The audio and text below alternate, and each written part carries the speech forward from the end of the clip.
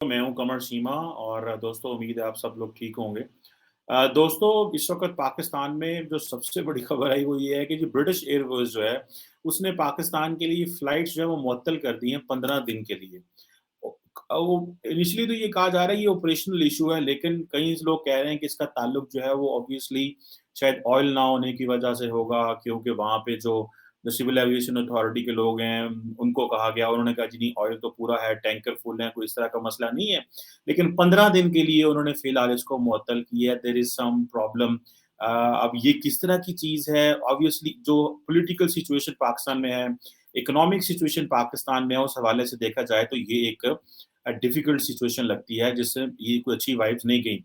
जब आपको याद होगा ब्रिटिश एयरवेज़ की सर्विसेज़ पाकिस्तान में शुरू हुई तो बड़ा वेलकम किया गया, बड़ा पसंद किया गया एट लीस्ट कि लोग जो हैं वो वापस क्योंकि बहुत सारे पाकिस्तानी जो हैं, वो बरतानिया जाते हैं, लंदन जाते हैं, तो पुराना क्योंकि बरतानिया यहाँ पे रूल करता रहा है, तो उस हवाले से चीज़ें यहाँ पे चलती रहीं। तो अब सुनने में आया है कि ये बंद होने की वजह से एक जो है ना, वो हिजानी-सी सिचुएशन पैदा हुई और साथ ही कल वज़ीर-ए-आज़म ने ये भी कह दिया कि जो मुल्क जो है, वो उसके बारे में बातें की कि उसने कहा, "जी, जब तक सियासी इस्तेहकाम नहीं होगा, मुआशी इस्तेहकाम भी नहीं आएगा और हमारे पास पैसे नहीं हैं और हमारी मुल्क चलाने के लिए हमारे पास पैसे नहीं हैं और प्री बजट कॉन्फ्रेंस वो कर रहे थे। साथ ही मैंने देखा कि जो है वो जिसे हम कहते हैं ना कि अपनी माज़ी की तारीफ़ें हमें माज़ी में रखा हुआ है सबको पाकिस्तानियों को कि जी पाकिस्तान 90 की दहाई में बहुत अच्छा हुआ करता था। 80s में बहुत अच्छा हुआ करता था। भाई ये 2022 चल रहा है, आज की कहानी सुनाएँ हमें। हमें उस दौर की कहानी ना सुनाएँ जिस दौर में मतलब हमें पता ही नहीं था कि आप क्या कर रहे थे। जो अभी कर रहे हैं तब भी वही कर रहे होंगे, तब हमारी आबादी कम थी, रिसोर्सेज़ कम थे, तब कुछ और था। जो मुझे लगता है जो मेरी अंडरस्टैंडिंग है। लेकिन अभी आप देखें कि मैं देख रहा था पाकिस्तान के अगर आप बजट के हवाले से देखें, तो कहा जा रहा है कि तकरीबन 9.5 ट्रिलियन का आउटले है। अगर 9.5 ट्रिलियन का आउटले है तो उसमें 58% तो आपकी डेट सर्विसिंग में चला जाना है। अब ये बताएँ कि 9.5 ट्रिलियन का बजट जो है, मैं समझता हूँ बहुत बड़ा बजट है ये, क्योंकि हमारा माज़ी में 8 ट्रिलियन के करीब ये बजट होता है और ये बड़ी हाई जो टारगेट्स हैं।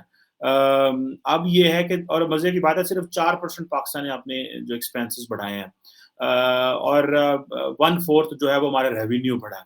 अब ये कुछ ज़्यादा चीज़ें तो नहीं हैं, अगर आप देखेंगे आपको पता चलेगा कि पाकिस्तान जो है वो उसकी जो जो जैसे आप कह लें कि जीडीपी ग्रोथ रेट उस तरह नहीं है, वो कम हुई है। सुनने में आ रहा था कि जब इमरान खान थे 5-6% पे हम ग्रो कर रहे थे। लेकिन अगर आप ये खबर देखें कि जो खबरें आ रही हैं वो कोई इतनी अच्छी नहीं है।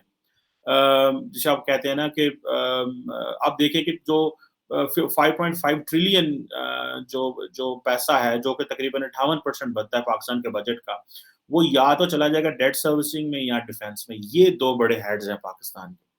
अब हमें क्या करना है, हम डिफेंस पे तो पैसा लगाना चाहिए और हमें लगाना पड़ेगा, बिकॉज़ हमारे पास चॉइस नहीं है, because of the threats and so and because हमारी ऑब्वियसली मैं शायद देख रहा था इंडिया की जो फ़ौज है, वो अपनी फ़ौज कम कर रहे हैं।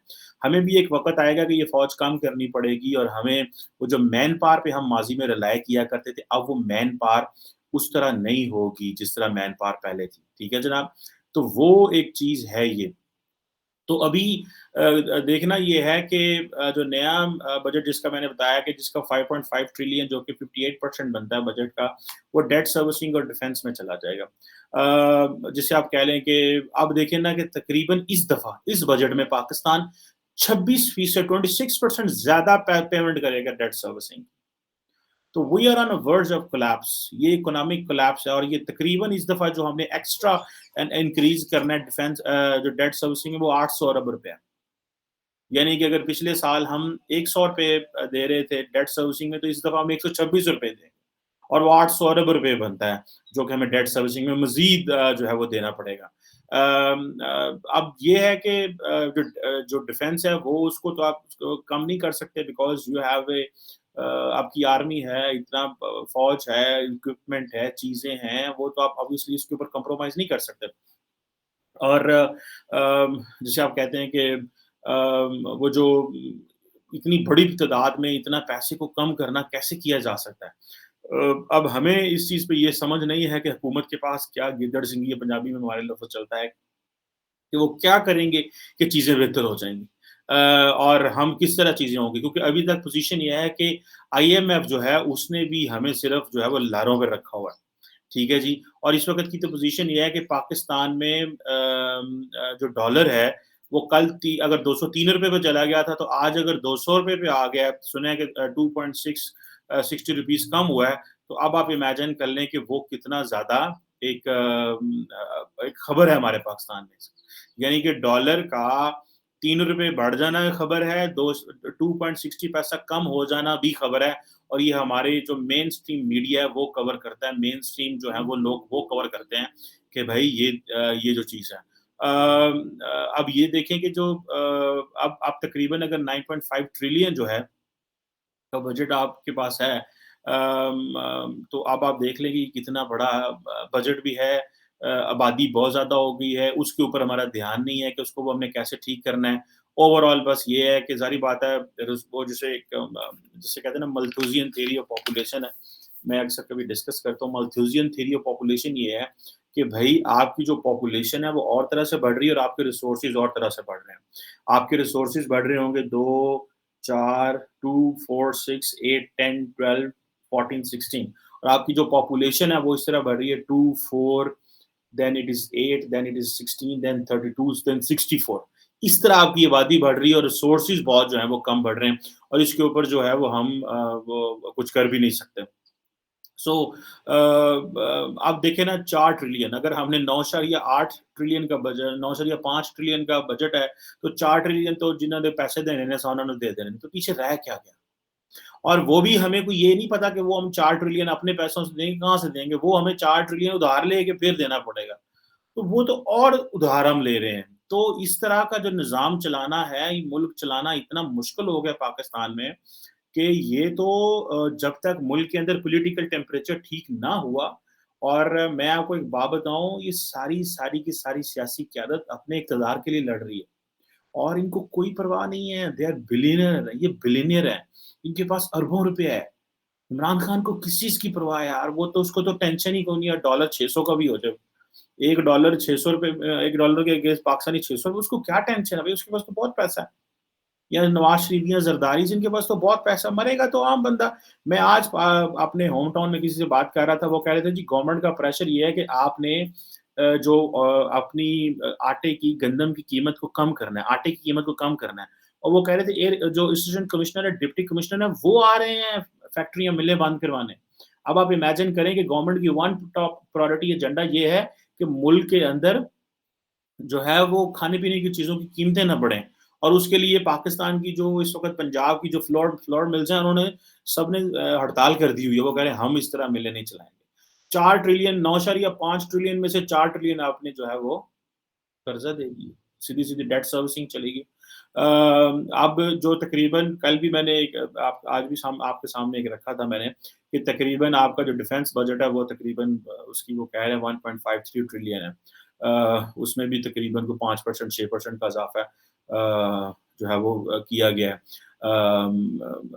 सप्लीमेंट्री ग्रांट्स जो होती हैं वो भी ज़ाहिर बात है वो चल रही हैं एक बड़े पैमाने पे। अब ये है कि ये बड़े पैमाने पे इतना ज़्यादा रेवेन्यू है कोई नहीं है, और किसी सेक्टर से, पाकिस्तान के किसी सेक्टर से कोई अच्छी खबर नहीं आ रही। सीपैक है तो बंद पड़ा हुआ है, कुछ नहीं हो रहा सीपैक पे, क्योंकि चाइनीज़ जो हैं वो जिस तरह वो श्रीलंकन्स के साथ कर रहे हैं, इसी तरह वो हमारे साथ करेंगे। उनको पता है क्या ज़रूरत है, भाई छोड़ो इनको, दफ़ा करो, हमने इनसे क्या लेना-देना है, इन्होंने कौन-सा हमें देना है।